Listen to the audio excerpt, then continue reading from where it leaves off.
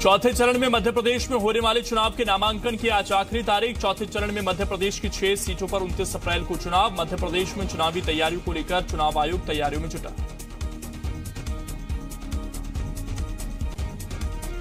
देश भर में पहले चरण और मध्य प्रदेश में पहले चरण के लिए नामांकन दाखिल करने की आज आखिरी तारीख। इसके बाद 10 अप्रैल को 5वें और मध्य प्रदेश के दूसरे चरण की अधिसूचना जारी होने के साथ ही नामांकन प्रक्रिया शुरू होगी। दूसरे चरण में 7 संसदीय इलाके टीकमगढ़, दमोह, खजुराहो, सतना, रीवा, होशंगाबाद और बैतूल में वोटिंग होनी है। मध्य प्रदेश के मुख्य निर्वाचन पदाधिकारी वीएल कांता राव के मुताबिक 23 मई को सुबह 8 बजे से काउंटिंग होगी। 2 दिन यानी 11 अप्रैल को देश में पहले चरण की सीटों पर वोट डाले जाएंगे। पहले चरण की सीटों पर आज चुनाव प्रचार का आखिरी दिन है। पहले चरण की 91 सीटों पर आज शाम 5 बजे चुनाव प्रचार का शोर थम जाएगा।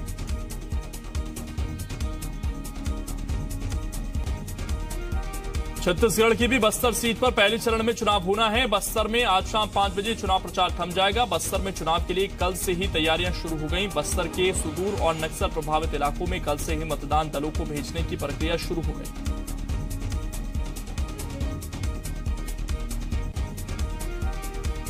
बस्तर सीट पर बीजेपी और कांग्रेस प्रत्याशियों के बीच सीधी टक्कर मानी जा रही है। बस्तर में बीजेपी की तरफ से बैदूराम कश्यप तो कांग्रेस की तरफ से दीपक बैज चुनावी मैदान में है।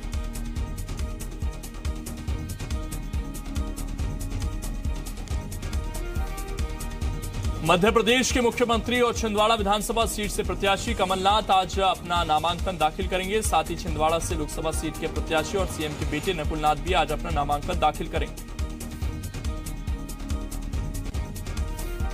सीएम कमलनाथ और नकुलनाथ नामांकन से पहले कांग्रेस छिंदवाड़ा में आज अपना शक्ति प्रदर्शन करेगी। नामांकन से पहले छिंदवाड़ा में सीएम कमलनाथ और नकुलनाथ का रोड शो होगा। रोड शो के बाद सीएम कमलनाथ और नकुलनाथ जनसभा को संबोधित भी करेंगे। लोकसभा चुनाव के प्रचार में जुटे सीएम भूपेश बघेल के बिलासपुर दौरे का आज दूसरा दिन। आज अपने दौरे की शुरुआत सीएम मां महामाया के दर्शन के साथ करेंगे।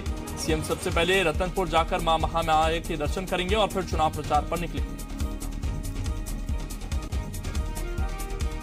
आज सीएम 4 जनसभाओं को संबोधित करेंगे। सबसे पहले सीएम लोर में, फिर बलौदा और हसौद में चुनावी रैली में हिस्सा लेंगे। इसके अलावा सीएम दौंदी कलाब में कार्यकर्ता सम्मेलन में भी हिस्सा लेंगे।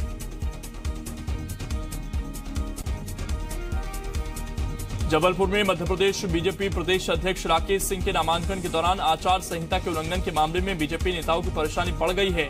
जिला निर्वाचन अधिकारी छवि भारद्वाज के निर्देशन पर बीजेपी के 8 नेताओं के खिलाफ एफआईआर दर्ज कराई गई है, जबकि राकेश सिंह को शोकॉज नोटिस जारी किया गया है।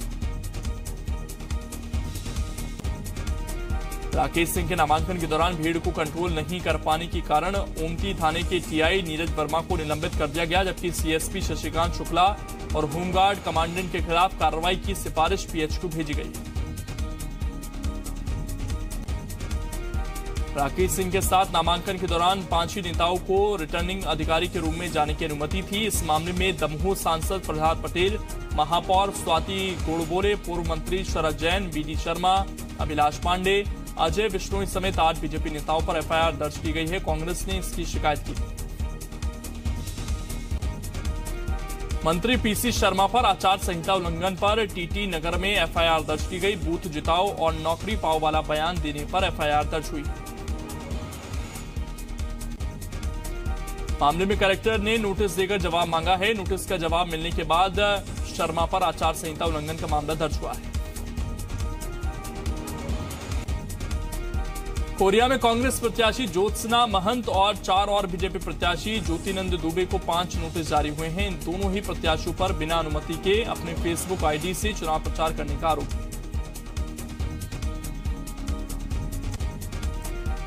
अपने बिलासपुर दौरे से पहले सीएम भूपेश बघेल ने 4 जनसभाओं को संबोधित किया। सीएम ने बिल्हा, कोटा, बलेतरा में जनसभा को संबोधित किया और कांग्रेस प्रत्याशी के पक्ष में चुनाव प्रचार किया। इस दौरान सीएम ने पीएम मोदी और रमन सिंह पर जमकर निशाना साधा। उज्जैन में मध्य प्रदेश के मंत्री सज्जन सिंह वर्मा कांग्रेस के कार्यकर्ता सम्मेलन में शामिल हुए और कार्यकर्ताओं को जीत के मंत्र दिए।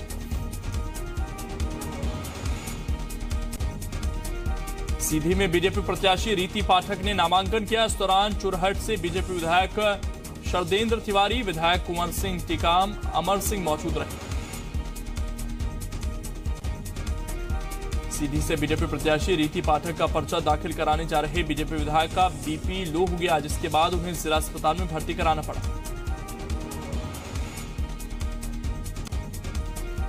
जांजगीर चांपा में नाम वापसी के अंतिम दिन 3 प्रत्याशियों ने नाम वापस ले लिए। स्वतंत्र उम्मीदवार चीनीलाल भारद्वाज, देव प्रसाद बर्मन और बहुरिक मधुकर ने नाम वापस लिया।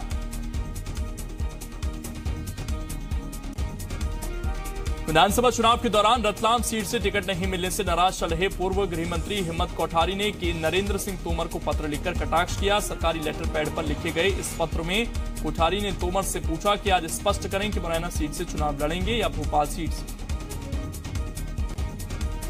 हिम्मत कोठारी ने पत्र में लिखा है कि मैंने गृह मंत्री रहते हुए मुरैना में कई सशस्त्र लाइसेंस बांटे। मैं मुरैना में प्रचार करना चाहता हूं, आप अनुमति दें।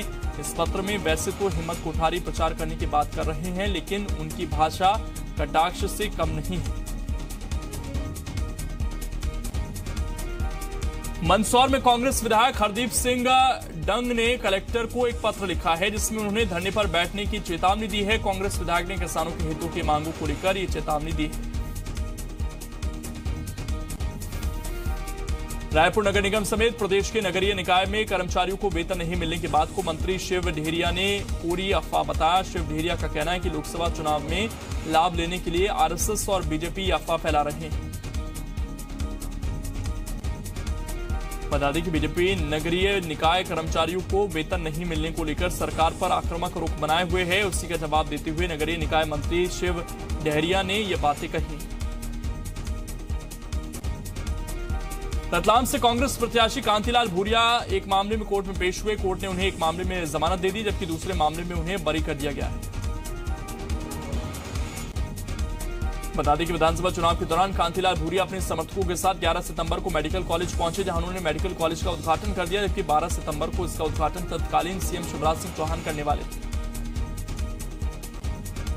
कोरबा से बीजेपी प्रत्याशी ज्योतिनंद दुबे ने कांग्रेस विधायक विनय जायसवाल के उस बयान पर पलटवार किया, जिसमें उन्होंने कहा था कि बीजेपी प्रत्याशी ज्योतिनंद दुबे को गूगल में सर्च करना पड़ेगा। ज्योतिनंद दुबे ने कहा कि बीजेपी प्रत्याशी को नहीं बल्कि कांग्रेस कार्यकर्ताओं को गूगल में खोजने की जरूरत है। उन्होंने कहा कि चरणदास महंत की फोटो भले गूगल में मिल सकती है, लेकिन विकास गूगल पर नहीं मिलता।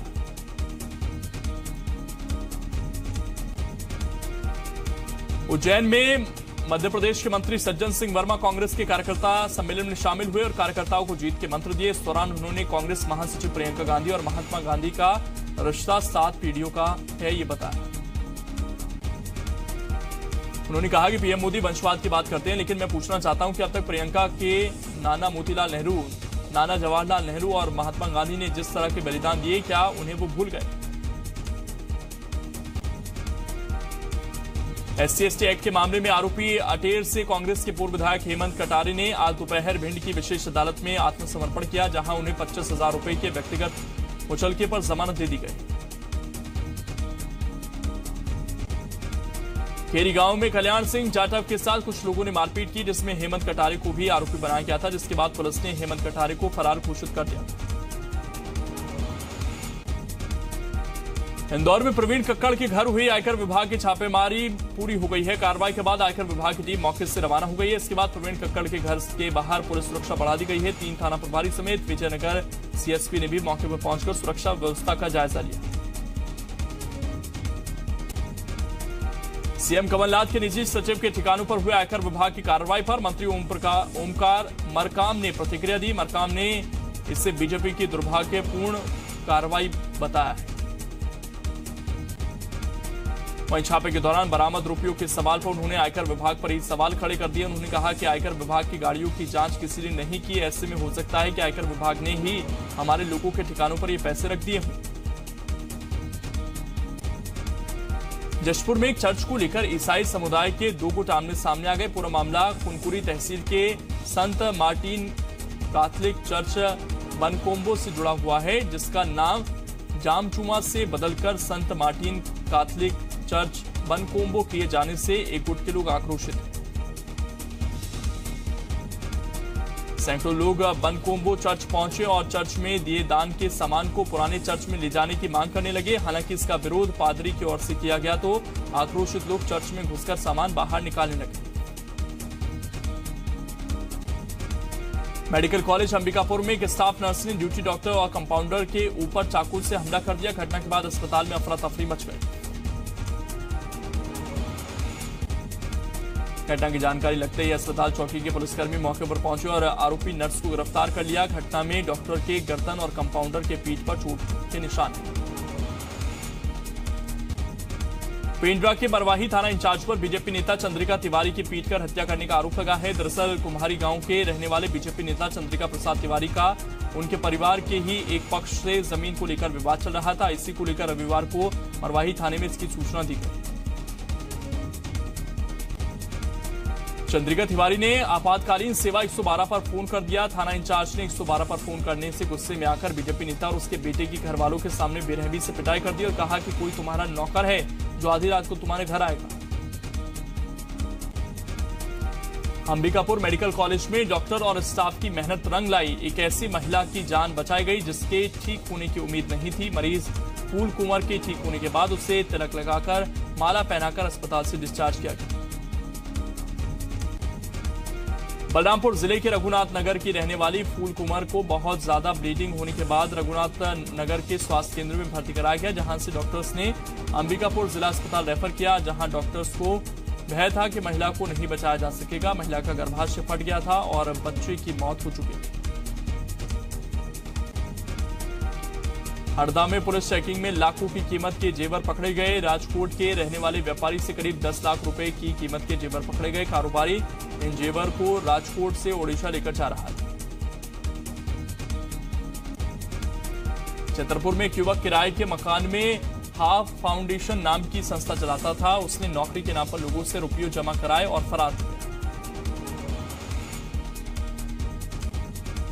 युवक ने छतरपुर, पन्ना और टीकमगढ़ के कई युवकों से 10वीं के मार्कशीट समेत लाखों रुपए की ठगी की। ठगी के शिकार बेरोजगारों ने कांग्रेस नेता के साथ पुलिस में जाकर शिकायत की।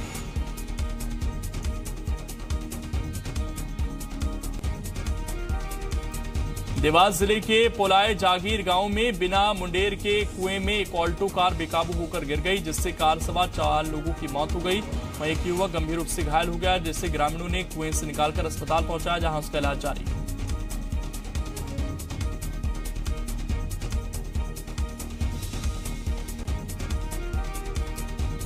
ग्वालियर में वोटर्स को जागरूक करने के लिए जिला निर्वाचन की टीम अब बॉलीवुड स्टार कार्तिक आर्यन को आइकॉन बनाने का प्लान तैयार कर रही है। इसके लिए जिला निर्वाचन अधिकारी ने कार्तिक आर्यन को निर्वाचन विभाग को पत्र लिखकर परमिशन मांगी।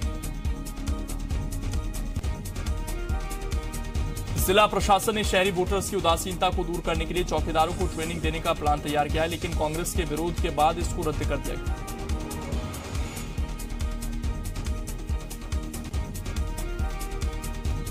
जबलपुर की गन कैरेज फैक्ट्री में बनी 6 धनुष गन सेना को सुपुर्द कर दी गई। गन कैरेज फैक्ट्री में रक्षा सचिव उत्पादन डॉक्टर अजय कुमार की मौजूदगी में भारतीय सेना को पहली खेप सौंपी गई। कार्यक्रम के बाद धनुष आर्टिलरी गन को हरी झंडी दिखाकर फैक्ट्री से रवाना किया गया। इस आर्टिलरी गन में 81% पार्ट स्वदेशी है और लक्ष्य 91% स्वदेशी पार्ट्स का है।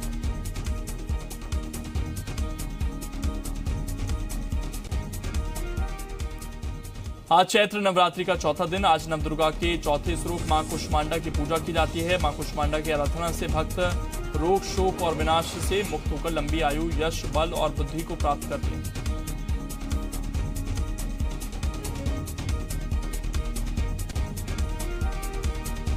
ग्वालियर के लक्ष्मीबाई कॉलोनी में चोरों ने एक डॉक्टर के घर धावा बोलकर लाखों के माल पर हाथ साफ कर दिया। वारदात के समय डॉक्टर का पूरा परिवार शहर से बाहर।